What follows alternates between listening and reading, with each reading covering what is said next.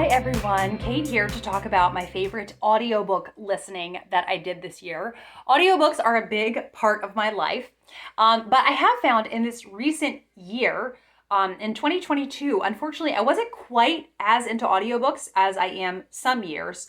So I'm hoping that, I'll enjoy them just as much as before, but I love to have an audiobook playing while I'm driving. And there were so many times when I was driving this year that I just wanted music or a podcast, something to focus on less.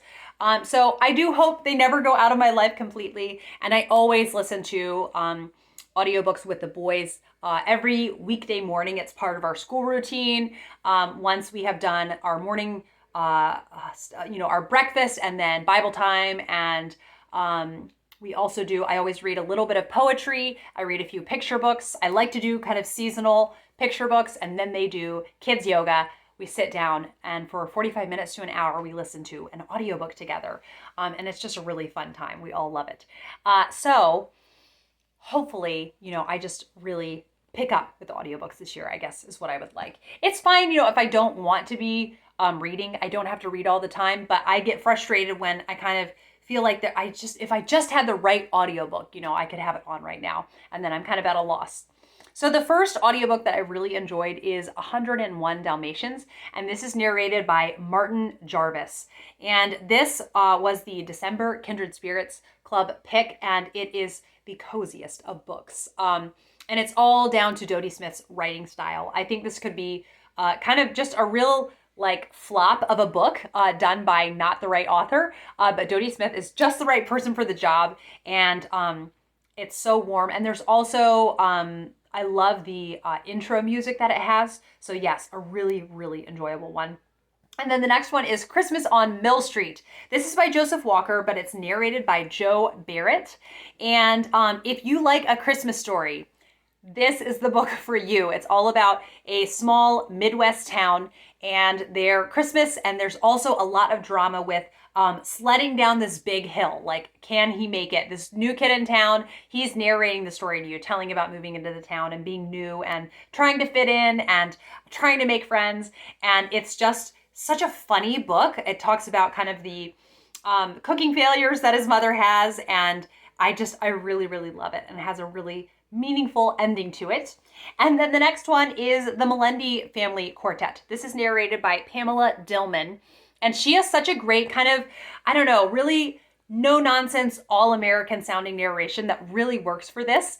And she kind of sounds like a great librarian. That's what I think of when I hear her voice. So we have listened to the first two, which is the Saturdays and the 4-Story Mistake. And now we're listening to book number 3, which is Then There Were 5. And we are enjoying it just as much. I do think so far the Saturdays is my favorite. Something about it just feels the coziest out of them, but I still thoroughly enjoyed the other books, don't get me wrong. But yeah, if you're looking for some good middle grade listening, it's a great series to listen to. The next one is Not Just a Witch by Eva Ibbotson, narrated by Prunella Scales, which, for those of you that like the throwback BBC shows, Fawlty Towers, she is Basil's wife. She is perfect for this. So I will say, I actually had an audiobook of Cranford narrated by her, and I thought she sounded very monotone. She did not work for that. But for Not Just a Witch, it was just perfect. So it is about 2 witches, but you're hearing mainly about Heki and kind of how she wants to do good with the magic that she knows. She wants to do good in the world and make the world a better place with the magic. And she's able to turn bad people into good animals. But she's very choosy. She doesn't just do it to anyone. And something about it is so endearing, and it works really well as an audiobook. The next one that is an unexpected pick for me, but that is Jaws, which is written by Peter Benchley, but narrated by Erik Steele. And anytime there is a man narrating and he has kind of a gravelly quality to his voice, I just love it so much. And for Jaws, his voice is perfect. He's able to kind of narrate when something ominous is happening. He's just able to put you in the zone. Now, what's funny is Jaws, the book, is probably a 3-star experience, but the audiobook I would definitely give 4 stars to.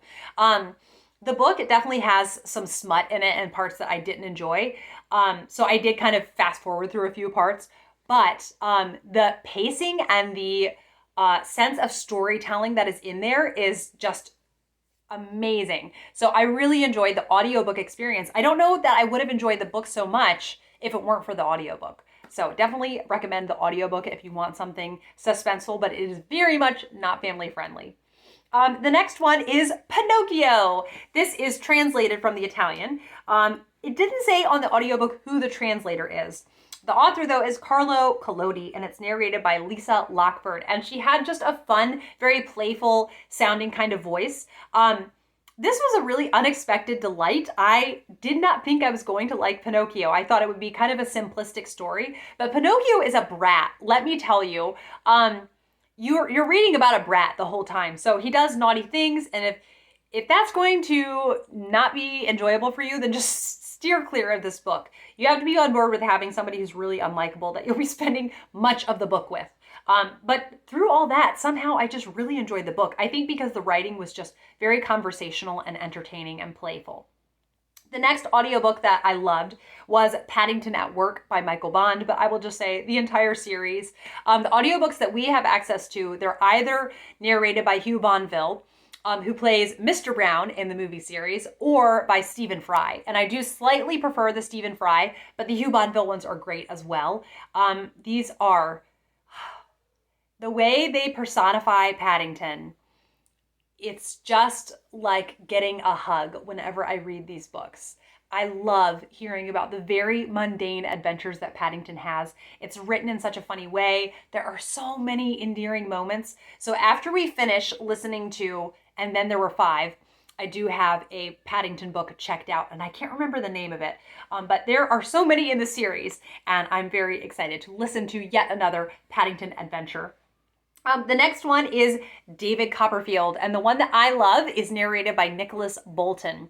I know so many people rave about the Richard Armitage one, but the one that I started with was the Nicholas Boulton one, and I just love it so much. So we read David Copperfield for my Patreon book club. I think it was in May or June.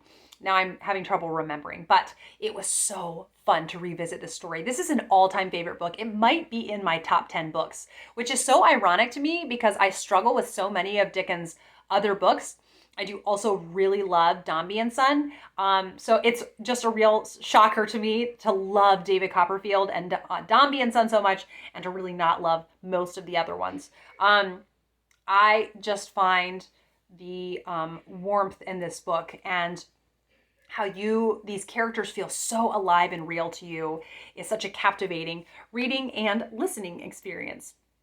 The next audiobook that I loved was the entire Henry Huggins series, narrated, so it's a series by Beverly Cleary, and these were narrated by Neil Patrick Harris. And he has the perfect voice to narrate about the adventures of Henry going around on Klickitat Street.